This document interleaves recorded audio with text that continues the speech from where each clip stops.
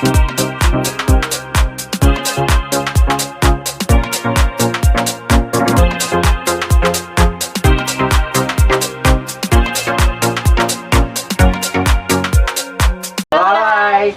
lagi di podcast Himatel bersama saya Anissa Amalia dan saya Abiyuda Pratama. Kali ini kita akan mengupas tuntas tentang cara pengolahan sampah yang sering kita dengar tapi belum tentu kita pahami, yaitu 3R. Apa itu sih 3R? Reduce, Reuse, and Recycle. Dan yang bikin makin seru untuk hari ini, kita kedatangan tamu spesial yang benar-benar ngerti tentang pengolahan sampah dari dekat atau dari lapangannya langsung.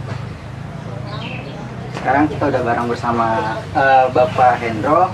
Halo Pak Hendro, apa kabar? Halo, alhamdulillah baik. Terima kasih. Selamat pagi. Pagi Bapak. Selamat Lestari. Sebelum kita masuk ke pembahasan tentang apa sih itu TPS 3R, kita mulai dong Pak perkenalan Bapak. Memperkenalkan diri Bapak. Baik. Terima kasih. Selamat pagi. Nama saya Hendro Wibowo. Saya Ketua Kelompok Swadaya Masyarakat KSM Sahabat Lingkungan, pengelola di tempat pengelolaan sampah terpadu TPS 3R Baraya Runtah di Karawang. Mungkin sekilas untuk mengulik sedikit ya Pak terkait sampah persampahan. Sebenarnya tuh perbedaan antara tempat pembuangan sampah biasa dengan TPS 3R itu apa ya Pak? Perbedaan begini, tempatnya sama-sama pakai kata TPS. Yang pertama adalah tempat pembuangan sementara, yang kedua adalah tempat pengolahan sampah. Jadi kalau tempat pembuangan sampah, dia tidak dilakukan proses pengolahan lanjutan begitu ya. Jadi sampahnya hanya ditaruh, disimpan, kemudian nanti akan dilakukan pengangkutan kembali ke tempat pemrosesan akhir. Nah, berbeda dengan TPS 3R, kalau TPS 3R dia ada proses pengumpulan, ada proses pengangkutan, kemudian ada proses pemilahan. Dan selanjutnya diolah, pengolahan, dan yang terakhir adalah bagaimana kemudian kita melakukan proses penanganan di akhir. Jadi itu perbedaannya, bahwa tempat pembuangan sampah dengan tempat pengolahan sampah memang secara pemahaman, secara pengertian, dan secara lingkup kerjanya berbeda. Gitu. Oh, jadi gitu guys, perbedaan antara tempat sampah sampah sementara yang seperti biasanya dan tempat pengolahan sampah 3R ini. Gitu. Ya Pak, tadi kan ada itu ya pakai penjemputan sampah itu. Nah itu gimana alur kerja dari TPS 3R ini dari awal sampai akhir? Oke, TPS 3R ini sebenarnya konsep dasarnya adalah di pendampingan masyarakat. Jadi kita melaksanakan kegiatan edukasi, sosialisasi terkait dengan pengelolaan. Nah, salah satu tahapan yang disebut dengan pengelolaan adalah pelayanan pengangkutan.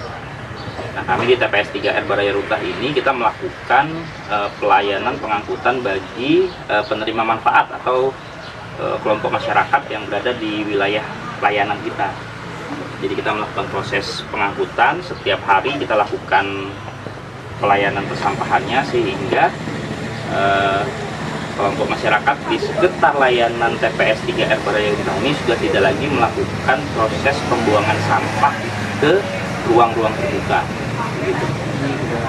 Proses ya, atau yang biasanya kita sebut tempat pembuangan ilegal gitu ya. Jadi semuanya sudah dimasukkan ke TPS 3R Baraya Runtah. Oh, itu berarti cakupan itu desa atau bukan? Ini sebenarnya cakupannya masih setingkat desa ya. Desa, lebih kecil lagi dusun. Nah, dari dusun ini kita baru beberapa yang masuk ke kita, karena memang ini enggak berkaitan juga dengan sejarah begitu ya, bagaimana kemudian TPS 3R ini bisa terbentuk, dan peta layanan yang sekarang kita layani itu kurang lebih sekitar 8 rukun warga ya, 8 RW.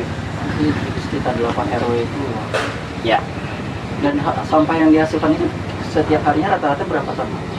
Kurang lebih sekitar 3 sampai dengan 4 ton yang kita olah di sini, berasal dari kurang lebih timbulannya itu sama dengan terhitung seperti 4.500 rumah tangga begitu. Berarti itu udah cukup banyak. Ya, cukup banyak. Kalau untuk komposisi di tempat pengelolaan sampah, kami termasuk yang terbesar ya kalau di Jawa Barat ya untuk ukuran TPS 3R. Karena biasanya TPS 3R itu belum ada yang menyentuh mungkin di angka 1.000 sampai dengan 1.500 rumah gitu. Termasuknya udah ya, sudah besar.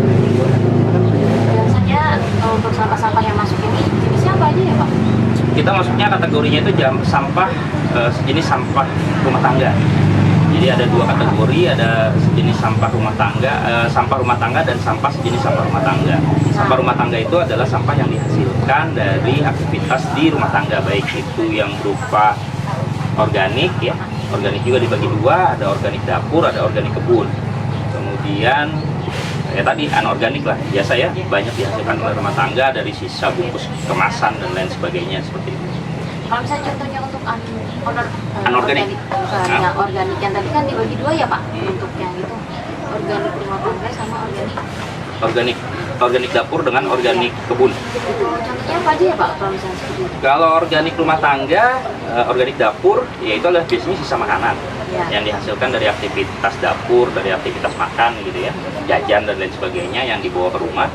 Tapi kalau untuk organik kebun biasanya kan daun, ranting, rumput gitu ya, yang biasa ada di sekitar kita. Misalnya kalau di perumahan ada pohon dan lain sebagainya, itu juga masuk kategorinya organik kebun. Gitu. Nah, untuk sampah-sampah yang bisa diolah kembali sama yang tidak bisa itu secara pemilahannya itu seperti apa ya? Ya, kita melakukan pendekatan. Yang pertama ada pemilahan secara manual, yang kedua dilakukan secara mekanik. Ada mesin pemilah yang dia bisa memisahkan antara organik dengan anorganik.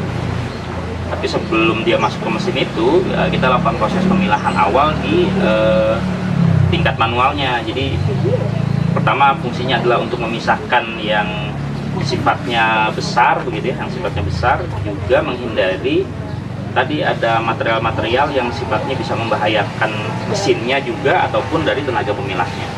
Gitu. Jadi untuk sampah sendiri ini jenis-jenisnya ada banyak. Jadi untuk organisat ini FYI ya teman-teman, untuk organik sendiri itu ada dua ya Pak Ya, tadi organisasi untuk ada dua, dapur dan sampah organik dapur dan sampah organik kebun. ya, jadi ada dua. Jadi enggak yang hanya kita kenalkan hanya anorganik dan organik saja, ya. yang dimana ternyata organik ini dia punya pemecahan lagi, ada dapur dan yang tadi yang satu. Oke, baik Kak. Berarti kan tadi kan disebutkan juga ada pengolahan sampah organik kita ya Pak. Nah, kalau pengolahan sampah organik ini gimana sih penanganannya Pak? Kayak outputnya itu bakal menghasilkan apa aja gitu? Kalau sampah organik ini sebenarnya kan sederhana ya, bisa kita selesaikan sebenarnya di depan rumah kita ya, Iya, dengan metode komposter misalnya. betul. Bagaimana kemudian kita bisa menampung sampah organik untuk kemudian nanti bisa kita proses untuk ya banyak sekali outputnya, bisa jadi komposter, bisa jadi media tanam, bisa jadi juga kalau kita melakukan proses pendekatan contohnya dengan maggot gitu ya, dengan BSF, itu juga bisa jadi pakan alternatif misalnya untuk hewan dan lain sebagainya gitu. Berarti lebih diutamakan sebagai media tanam gitu ya? Sebagai media tanam, karena itu yang banyak yang bisa dimanfaatkan langsung dan prosesnya sederhana sebenarnya, bisa dilakukan oleh kita sebenarnya kalau kita tahu dan kita paham, bisa kita lakukan di depan rumah kita gitu. Oke. Sebelum pertanyaan selanjutnya ya Pak, for your information ya kawan-kawan, untuk barang-barang yang ada di sini tuh sebenarnya terbuat dari bahan-bahan pengolahan dari barang kesampahan organik. Itu ini tutup botol betul Pak? Ya, ini dari tutup botol. Kursi yang didudukin juga itu alasnya dari tutup botol yang kita olah melalui teknologi hot press ya. Jadi penekanan panas di suhu 120 sampai 150 derajat, yang kemudian kita bentuk seperti papan ya, seperti papan yang ada di sini. Jadi bisa jadi keras gitu? Iya, bisa jadi keras. Berarti ini salah satu dari output dari sampah. Output dari pengolahan sampah anorganik. Lainnya ada juga Pak? Ada ini kursi yang kita pakai ini. Boleh dijelaskan sedikit Pak? Kursi ini juga kita terbuat dari sampah anorganik ya. Tepatnya adalah sampah multilayer, sampah saset. Jadi sampah kemasan yang mengandung aluminium foil. Jadi ini kakinya itu semuanya 100% dari saset yang kita olah menjadi bahan furniture seperti ini. Gitu. Dan ini yang bagian atasnya ini kayu. Ini kayunya juga dari limbah palet bekas gitu yang kita olah, kemudian bisa kita pasangkan menjadi furniture yang sederhana begitu. Nah ini yang kita share nanti untuk kita bagikan ke sekolah-sekolah. Aluminium foil itu kan berarti sampah yang kayak bungkus. Ya, sampah kemasan yang mengandung yang ada lapisan seperti logam ya. Biasanya banyak digunakan untuk tadi untuk makan, untuk susu, untuk makanan gitu, untuk apa? Banyak lah ya. Ada juga yang sebenarnya kayak sabun, cuci dan lain sebagainya juga masih menggunakan yang kemasan aluminium foil. Sedikit ya aja ya teman-teman. Mungkin kalau misalnya sampah plastik kan kadang masyarakat belum bisa membedakan ya Pak antara sampah plastik dengan sampah aluminium foil tadi ya, yang dimana sampah aluminium foil sendiri masih digolongkan sebagai sampah plastik menurut di masyarakat tuh. Ya, betul. Karena memang sebenarnya pemahaman ini yang perlu kita luruskan bahwa sampah kemasan sebenarnya kategorinya bukan termasuk sampah plastik gitu ya. Karena sampah plastik sendiri kandungannya tidak besar begitu yang terdapat di aluminium foil begitu ya. Jadi karena dia memang kemasannya, kita sebutnya biasanya multi layer produk karena dia berlapis gitu, disebut multi layer. Kalau plastik itu biasanya single layer. Dia single layer. Kalau ini multi layer. Jadi dia ada beberapa lapisan, bisa berupa laminasi, bisa berupa tadi aluminium foil, bisa metallized. Itu yang sifat-sifatnya mungkin agak berbeda dengan sifat plastik. Gitu. Oke Pak, selama menangani TPS 3R ini ada nggak sih Pak kayak tantangan-tantangan yang dihadapi dari TPS 3R ini? Kalau ada boleh seperti Tantangannya ya di pola pikir ya, pola pikir kita tentang bagaimana kemudian melihat sampah itu sebagai masalah atau sebagai peluang. Jadi kita lebih mencoba untuk melihat bagaimana kemudian dengan kemampuan kita berpikir kita bisa memberikan kontribusi terkait dengan pengelolaan sampah. Jadi tantangan sebenarnya lebih banyak bagaimana kita bisa merubah pola pikir kita terhadap bagaimana pengelolaan sampah itu bisa lebih efektif dan efisien. Jadi ya pola pikir dari kita juga, dari masyarakatnya juga sih sebagai ya yang memproduksi sampah-sampah tersebut itu. Betul. Kalau masyarakat kan ada beberapa masyarakat tergantung pola pikir ya. Kadang kalau misalnya masyarakat ada yang namanya masyarakat itu males memilah sampah nih Pak. Ya. Kira-kira itu berpengaruh nggak sih Pak ketika nanti diangkut? Iya, berpengaruh lah. Terutama di TPS 3R itu 60% waktu dari pengelolaan itu adanya di pemilahan. Iya. Ya, artinya kalau pemilahan sudah dilakukan di sumber, maka secara otomatis 60% waktu yang habis hanya untuk proses pemilahan sebenarnya bisa digunakan untuk proses yang lain. Itulah kenapa kita juga masih mendorong edukasi terkait dengan proses pemilahan, karena ini penting buat bagaimana keberlangsungan tempat pengelolaan sampah dan juga rangkaian kerja yang dilakukan di tempat pengelolaan sampah itu menjadi lebih mudah gitu. Jadi ketika udah nanti kalau misalnya masyarakat sudah pandai memilah juga dari TPS 3R pun ketika mengolah Iya, lebih betul. mengurangi pekerjaan gitu. Betul. Bapak sendiri untuk pengolahan ini ya ada nggak sih cara untuk mengajak masyarakat gimana caranya memilah sampah, memberikan edukasi ke masyarakat tentang sampah ini tuh nanti ini untuk diolah gitu. Ya banyak yang kita lakukan, pertama sosialisasi ya, edukasi. Saya sendiri melakukan di rumah ya, saya sudah tidak mengirim sampah tercampur kalau ke TPS 3R ini. Jadi yang datang ke tempat saya misalnya melakukan proses pengambilan sampah organiknya pasti sudah tidak ada, karena saya lebih menyelesaikan sampah organik di rumah. Saya gunakan tong komposter sendiri yang ya saya anggap ini bisa menjadi contoh lah buat warga gitu. Jadi ketika kita mengajak warga, tidak hanya kita mengajak, tapi kita juga memberikan contoh yang bisa dilakukan oleh warga seperti yang akan kita ajak begitu ya. Jadi tidak hanya mengajak, tapi lebih banyak memberikan contoh. Langsung ke aksi ya Pak, Ya. kita langsung Ya. ke aksi, bukan hanya sekedar teori. Betul. Masyarakat bisa mencontohkan Betul. ketika pemilihan sampah ini Ya. seperti ini. Terus untuk dari Bapak sendiri ini ada nggak sih namanya ngerasain perubahan besar semenjak adanya TPS 3R di masyarakat? Pertama, di masyarakat tidak lagi ada pembuangan sampah ilegal ya. Terutama sih itu ya, karena yang membuat kotor lingkungan itu biasanya tumpukan sampah yang ditempatkan biasanya di ruang-ruang terbuka. Seperti misalnya kalau di jalan itu ada tanah kosong, biasanya ditempatkan sampah, biasanya begitu ya. Nanti 1, 2, 3 lama-lama jadi banyak. Nggak boleh ngeliat tanah kosong. Ya, nggak boleh lihat tanah kosong.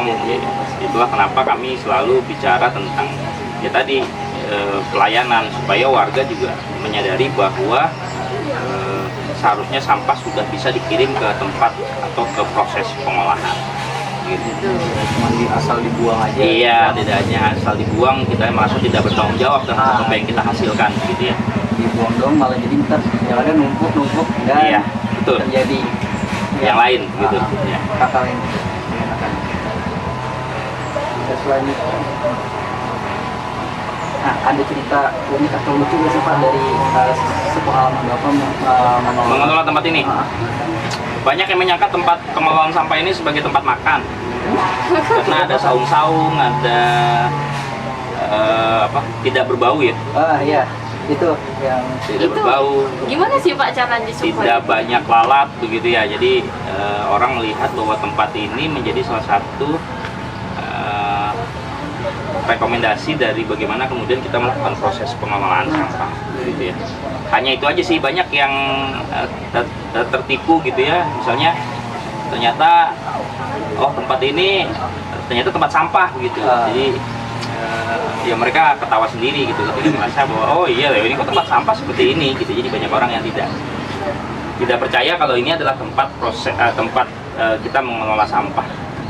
sampah tapi vibes bagus. Vibes bagus ya. bagus dan bersih? Ya, karena ini juga bagian dari bagaimana kita merubah pola pandang terhadap tempat sampah.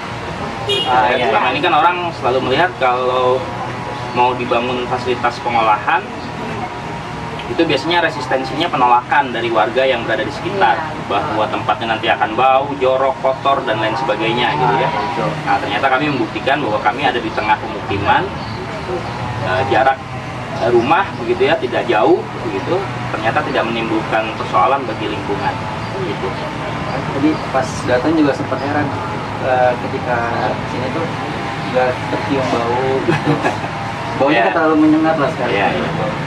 Baunya sih ada, tapi mungkin tidak memberikan dampak yang signifikan terhadap lingkungan gitu ya. Karena kami juga sadar bahwa ini adalah tempat sampah. Iya, betul.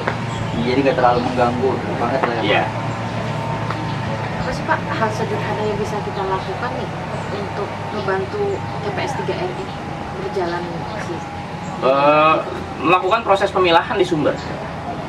Di sumber itu berarti di rumah tangga. Ya, jadi pilah saja, pisahkan antara organik dengan anorganik. Pisahkan antara sampah kering dengan sampah basah. Karena kebersatuan antara sampah kering dengan sampah basah itu mempengaruhi kualitas dari sampah anorganik. Sehingga sampah anorganik yang masih memiliki nilai, nantinya nilainya malah jadi tidak bagus, begitu, tidak bisa dijual kembali dan lain sebagainya. Sementara yang sampah organik yang seharusnya bisa kita olah lebih lanjut, malah tadi terkontaminasi dengan sampah yang anorganik. Itu dia teman-teman, itu bisa jadi juga sebagai ajakan buat kita kalau misalnya di rumah tuh kita harus biasain memilah sampah yang misal dari organik dan anorganik, biar nanti ketika diolah lagi itu bakal memudahkan pekerjaan dari pengolahan sampah TPS 3R ini. Cerita-cerita sedikit ya Pak, mungkin ada nggak sih kalau misalnya masyarakat yang ini lah kalau misalnya dibilang untuk harus gini kenapa sih kadang Ya itu kan paradigma ya, bagian dari model pendidikan ya. Kita tidak terbiasa gitu. Kita tidak terbiasa melakukan melakukan proses pemilahan. Biasanya warga itu nggak mau ribet, padahal sebenarnya nggak ribet juga gitu untuk melakukan proses pemilahan atau memisahkan mana sampah organik, mana sampah anorganik begitu ya. Dan mungkin ke depan ya kalau teman-teman nanti di kampus harusnya bisa juga mulai melaksanakan begitu, supaya juga rekan-rekan di kampus punya satu model pengelolaan sampah berbasis masyarakat lingkungan kampus gitu, sehingga nanti bisa terlihat oh iya ternyata banyak suka dukanya dan juga banyak variabel yang menentukan keberhasilan dari proses pengelolaan sampah gitu. Ini juga berarti salah satu kayak ini adalah proses yang kita lakukan di sampah anorganik ya. Kalau tadi kan ada yang ini asalnya berbahan high density polyethylene, atau biasanya kita banyak kenalnya tutup botol atau botol sampo begitu ya. Ini yang kita proses menjadi nah seperti ini, seperti papan ini ya. Nah ini terus kemudian juga, nah ini adalah sebenarnya ini adalah learning corner ya. Jadi biasanya tempat ini kita gunakan ketika ada kunjungan, ketika orang mau edukasi terkait dengan pengelolaan sampah. Jadi sering banget ada kunjungan dari Ya, kampus lain dari atau sekolah dari tingkat TK sampai dengan rekan-rekan nih mahasiswa itu beberapa sudah melakukan kegiatan di tempat ini. Tapi Bapak ada itu Mas, TPS 3R ini ada kayak program bersama sekolah-sekolah itu nggak sih? Ada, kita bersama dengan Sekolah Budaya Lingkungan yang biasanya disebut dengan Sekolah Adiwiyata, itu kita melakukan pendampingan, melakukan edukasi. Kemudian sekarang ini juga kita melaksanakan kegiatan bersama dengan gerakan Sekolah Sehat, gitu ya, untuk bagaimana kemudian bisa melakukan proses pengelolaan sampah berbasis komunitas pendidikan. Gitu. Jadi terjadi antara kolaborasi antara pendidikan dan juga TPS 3R. Iya, seperti itu. Udah banyak banget sih manfaatnya sih, kalau misalnya di pendidikan itu pasti bermanfaat banget tentang pengolahan sampah. Iya, iya. Karena membawakan kita masyarakat sendiri kan harus tahu ya, pengolahan sampah ini harus dimulai dari nol, Ya. gitu, supaya nantinya masyarakat tidak meremehkan untuk sampah-sampah tersendiri. Persoalan tentang sampah ini kan yang signifikan, karena harus dipilah, dipiring, kalau nggak gitu ntar jadi menyumbat di lingkungan, mencemari lingkungan, mencemari tanah gitu. Mungkin kalau misalnya di sini kan masih pakai TPS 3R berarti Pak. Mungkin kalau misalnya akhir-akhir ini saya juga lagi dengar ada namanya TPS 5R ya Pak, gitu, berbasis 5R. Ya sebenarnya hanya istilah ya, tapi sebenarnya kan salah satu kunci dari tempat pengelolaan sampah itu ya terjadi proses pengolahan ya. Kalau selama ini kita kenal hanya reuse, reuse dan recycle. Kalau 5R ini saya juga belum terlalu familiar dengan 2R yang berikutnya itu gitu ya. Apakah dia recovery atau re apa gitu ya, tapi ya itu sebenarnya hanya lebih kepada mengembangkan proses-proses yang dilakukan pada tempat pengelolaan sampah terpadunya gitu. Jadi masih tetap di 3R, yang kunci utamanya tetap di 3R. Iya, karena memang kan kunci kita itu pertama kurangi, gunakan ulang, dan daur ulang. Jadi kalau sebisa mungkin kita melakukan proses pengurangan sampah. Kalau tidak bisa melakukan proses pengurangan sampah, sebisa mungkin kita melaksanakan kegiatan menggunakan kembali. Kalau sudah tidak bisa dikurangi, sudah tidak bisa digunakan kembali, berarti kita harus recycle. Berarti kita harus daur ulang. Mungkin Pak bisa untuk cara kerja pemilahannya di tempat TPS 3R ini? Prosesnya dari mulai sampah masuk, kemudian nanti ada proses pemilahan manual, kemudian nanti ada proses pemilahan secara teknologi gitu ya, dengan mesin pilah dan lain sebagainya. Setelah itu nanti barang-barang yang sudah terpilah akan dikelompokkan seperti ini. Nah, ini berarti udah pengelompokan. Ini pengelompokan ini adalah bagian dari proses yang sudah dilakukan pemilahan di sisi rumah tangga. Jadi yang sudah disumber, yang ada di rumah, yang sudah dipilah ya kita ditempatkan di tempat yang ada ini. Nah kemudian dari situ nanti kita bicara tentang off taker ya. Jadi kita bicaranya sampah yang sudah terpilah itu menjadi material daur ulang. Nah, MDU ini, material daur ulang ini akan diambil oleh industri daur ulang itu berdasarkan jumlah atau kapasitas quantity yang bisa diangkut dengan transportasi dengan truk biasanya. Jadi nanti ada perusahaan daur ulang yang ambil material daur ulang sih untuk dibawa untuk diproses.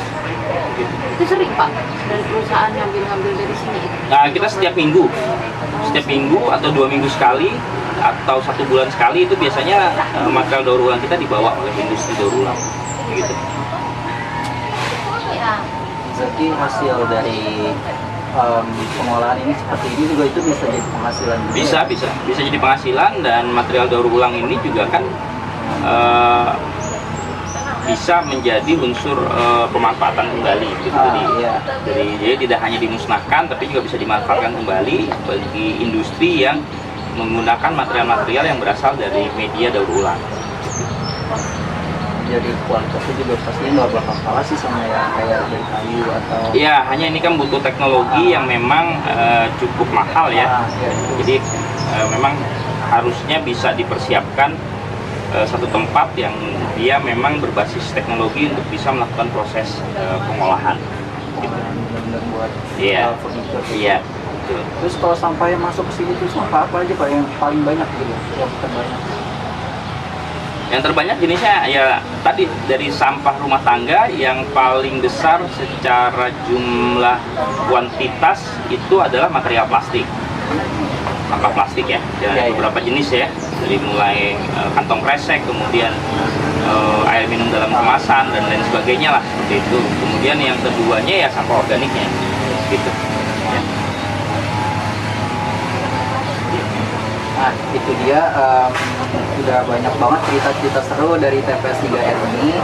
Jadi itu sekali lagi kita mengajak buat teman-teman sekalian, kalau misalnya ingin membuang sampah keluar itu harus dipilah dulu biar lingkungan kita ini terjaga demi masa depan juga yang lebih baik. Pak Indra, makasih banget udah Sama-sama. bikin ngobrol-ngobrol bareng kita terkait masalah TPS 3R ini.